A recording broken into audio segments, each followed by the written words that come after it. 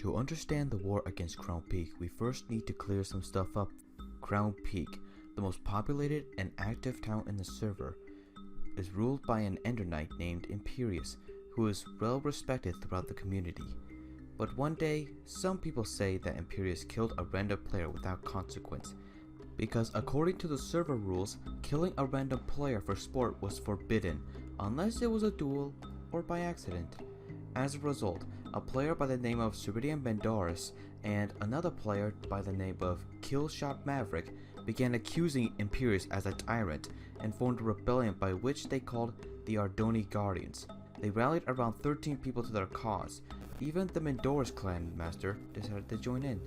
They went to CrownPeak and confronted Imperius, but if you think this war was going to be an epic battle with a lot of bloodshed, then this war will be very disappointing, because the conflict was composed of two sides simply just arguing and yelling at each other. And if you're wondering where I was at the time, I was in Nestoria, role-playing.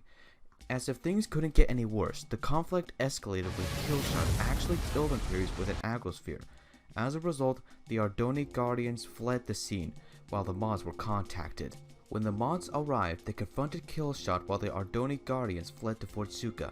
Now, instead of admitting it like a good boy, he began using every excuse in the book, but it was all in vain, as the mods had plenty of evidence provided by witnesses. As a result, the mods banned Killshot for 7 days.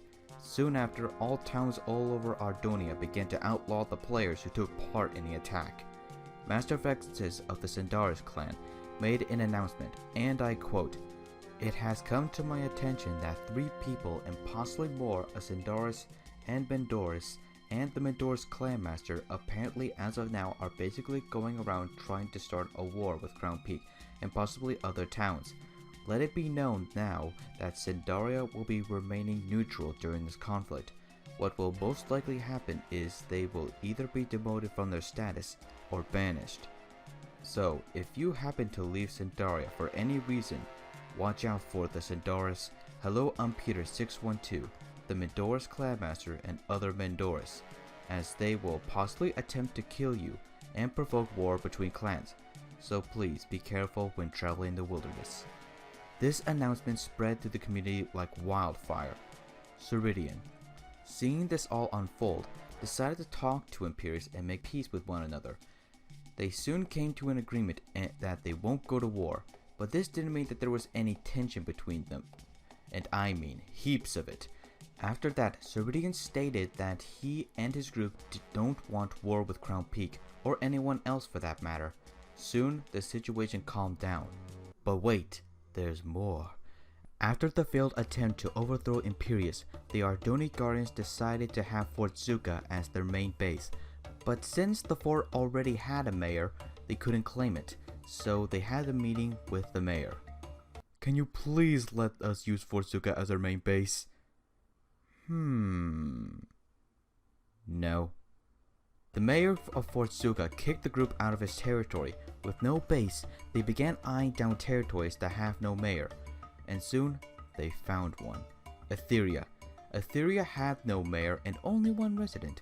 If they could control Etheria, they would have a main base of operations. But if they were trying to keep this a secret, they did a very poor job, because one of their members went to the Songs of War Discord server and asked Lucas if he could become the mayor of Etheria. Now everyone knew what their next move was, but did they do anything to stop them? Not exactly, because if anyone was going to stop them, it would be Lucas Boss 45, since he held the power to make people mayors. Around this time, Ceridian decided the group needed a new makeover, so the group was renamed the Outlaws clan. Why the Outlaws clan?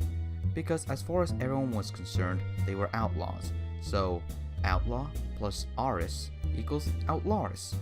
Seems pretty catchy, right?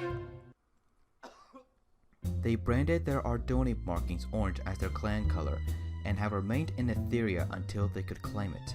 But they ran into another problem. They were running out of resources, especially food. If the clan ran out of food and supplies, they wouldn't last long, so they sent out scouts to gather more supplies. But until they could claim Etheria, those supplies won't last long. But despite that, what Imperius probably didn't know was that the Outlaws clan was getting more and more members. If they continued to grow in strength, could they possibly win another attack on Crown Peak? Not quite, for Imperius had many allies, plus he was well respected within the community, and I can't really see the Outlaws clan simply turning the community against Imperius. Even though Ceridian specifically said that the Outlaws clan doesn't want war, people all around Ardonia were still skeptical that another war against Crown Peak would be inevitable.